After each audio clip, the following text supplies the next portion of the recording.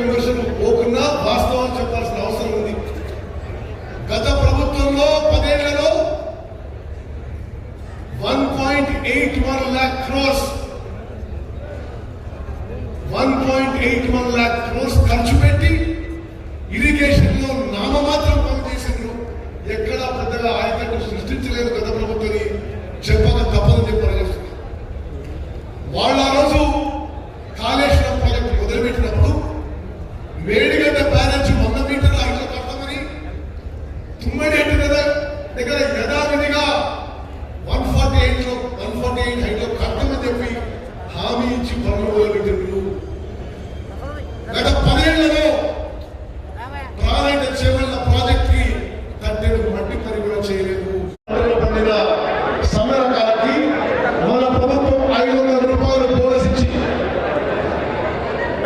ఆ వడ్లని మిల్లింగ్ చేయించి భారతదేశంలోనే మొదటిసారి, ఇది జాగ్రత్తగా భారతదేశంలోనే మొదటిసారి నిరుపేదలకి లోవర్ మిడిల్ క్లాస్ కి సన్న రకం బియ్యం, మంచి క్వాలిటీ సన్న రకం బియ్యం ఇచ్చే ప్రభుత్వం మన ప్రభుత్వం, మన కాంగ్రెస్ ప్రభుత్వం.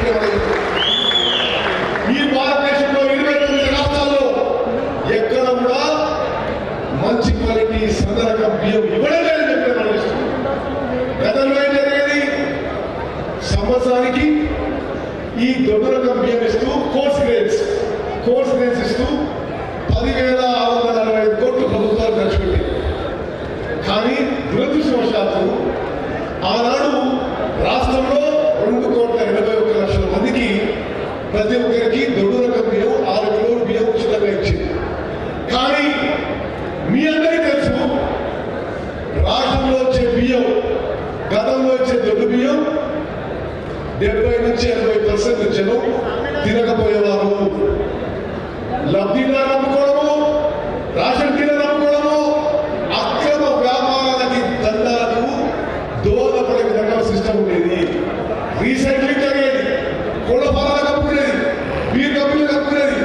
రకరకాలుగా జరిగిన వ్యవస్థని ఫుల్ స్టాప్ పెట్టి మన ప్రభుత్వం, మన కాంగ్రెస్ ప్రభుత్వం, రేవంత్ రెడ్డి గారి పట్టిన నాయకత్వంలో మన కాంగ్రెస్ ప్రభుత్వం ఒక చారిత్రాత్మక మార్పు తీసుకొచ్చినాము, ఒక విప్లవాత్మక మార్పు తీసుకొచ్చినాము.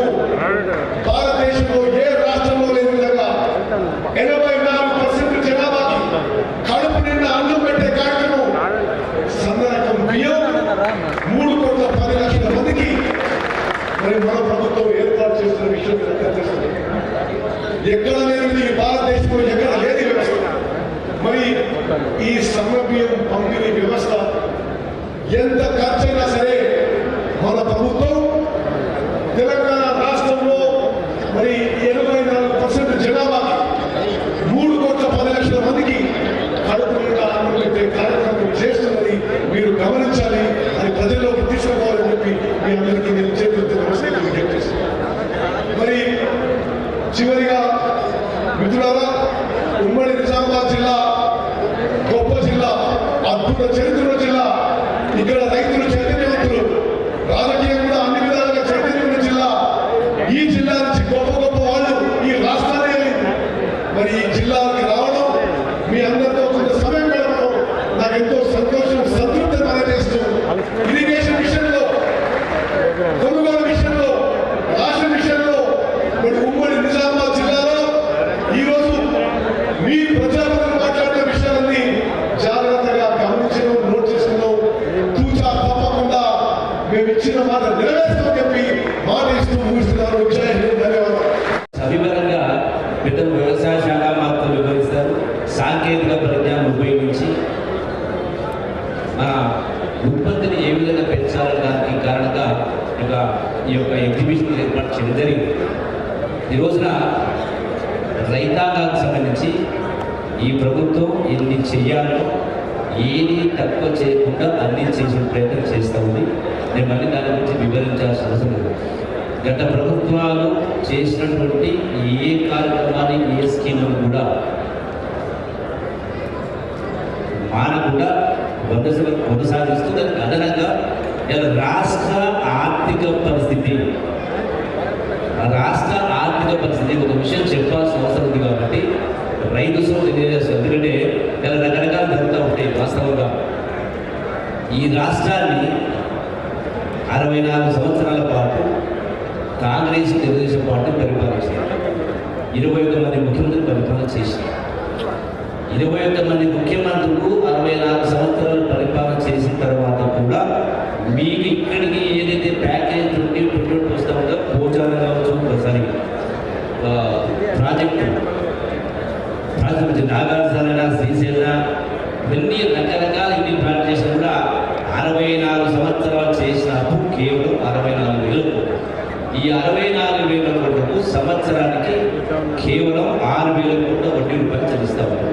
కానీ గడిచిన 10 సంవత్సరాల కాలంలో ఒక ప్రభుత్వం ఒక ముఖ్యమంత్రి చేసిన డబ్బు మొత్తం కలిపి సుమారుగా 8 లక్షల కోట్లు.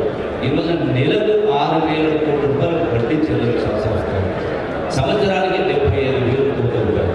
అంటే ఈ గడిచిన రేవంత్ రెడ్డి గారి 16 మాసాల పరిపాలనలో సుమారుగా 1,40,000 కోట్లు వడ్డీ ఖర్చు కట్టాల్సి వచ్చింది. అయినా కూడా ఇంత ఇబ్బంది ఉన్నా కూడా ఈనాడు రైతు భరోసా కావచ్చు, రుణమాఫీ కావచ్చు, సకాలం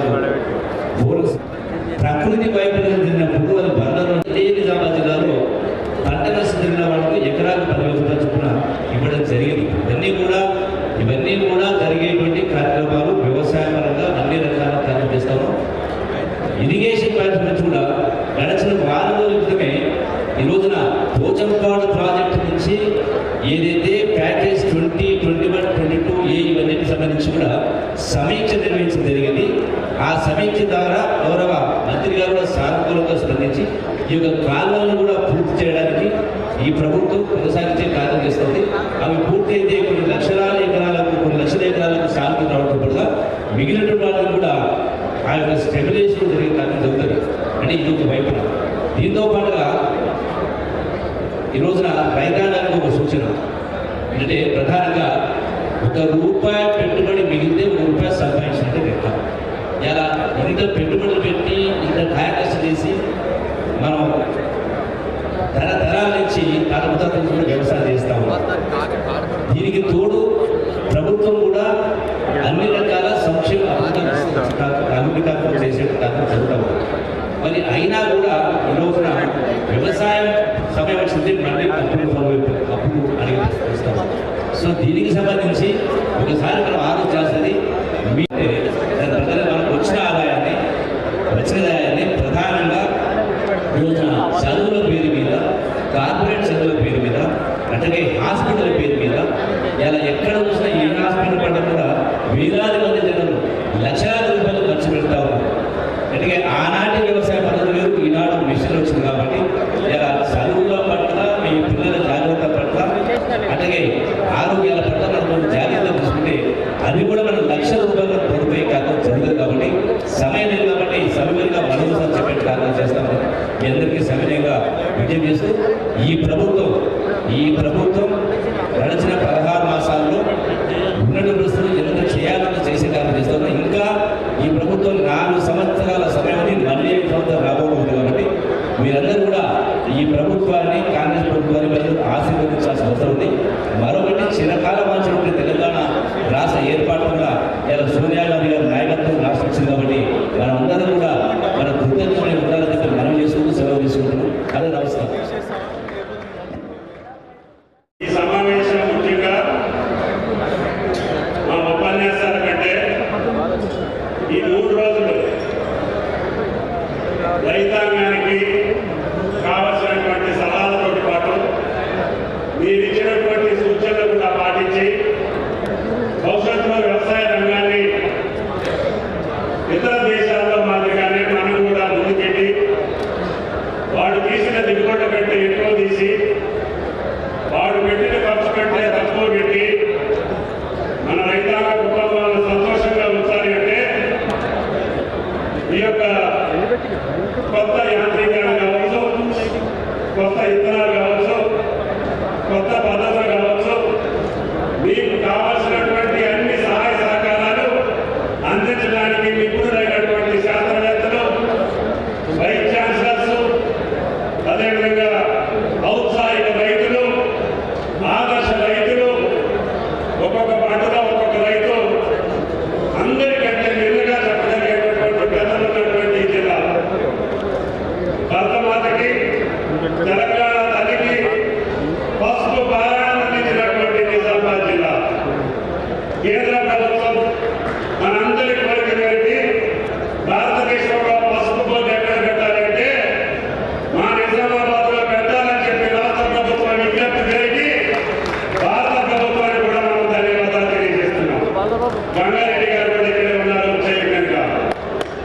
మెంబర్ సెక్రటరీ గారు కూడా ఉన్నారు, భవానీ గారు. వారి ఒకే ఒక విజ్ఞప్తి, ఈ యొక్క బోర్డు యొక్క లక్ష్యం ఈ జిల్లా ప్రజల యొక్క కోరిక, వాళ్ళ యొక్క ఆశలని తీర్చేటట్టుగా ఆ బోర్డును త్వరగా తీర్చిదిద్ది కేంద్ర ప్రభుత్వం దగ్గర ఏ వస్తే పసుపు రైతు తలెత్తులో నిలబడగలుగుతాడో అతను నిలబెట్టేటటువంటి బాధ్యత ఈనాడు కేంద్ర ప్రభుత్వం మీద ఉంది. అది ప్రధానమంత్రి గారికి, వ్యవసాయ మంత్రి గారికి కూడా విజ్ఞప్తి చేశాం. త్వరలోనే దానికి కావాల్సినటువంటి కార్యక్రమాలన్నీ కూడా భారత ప్రభుత్వం చేస్తుంది అని చెప్పి ఆశిస్తున్నాం. అదేవిధంగా రాష్ట్ర ప్రభుత్వం పక్షాన నా వ్యవసాయం పచ్చగా ఉండాలి అంటే ఇరిగేషన్ శాఖ మాత్రం ఉండాలి. మీరు కష్టపడి పండించినటువంటి పంట కొనుగోలు చేయాలి అంటే తప్పకుండా కొనుగోలు చేసే మంత్రి కూడా ఇరిగేషన్ మంత్రి కావడం. అందుకని ఈ సమావేశానికి ముఖ్య అతిథిగా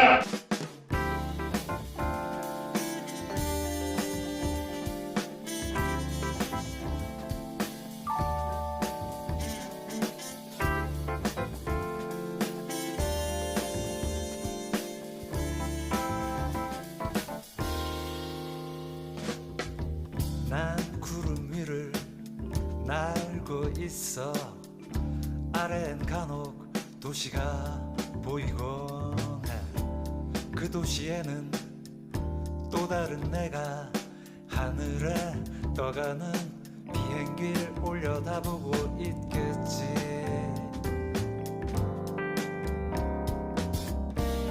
난 하늘을 보고 또 다른 나는 아래를 쳐다보고 있겠지. 묘한 짜릿함 그 속에 머물다 보면 어느새 제주 행비행 신비한 세계로 나를 이끌고 거짓말처럼 하늘을 날며 어느새 제주 바다가 내게로 와 있네.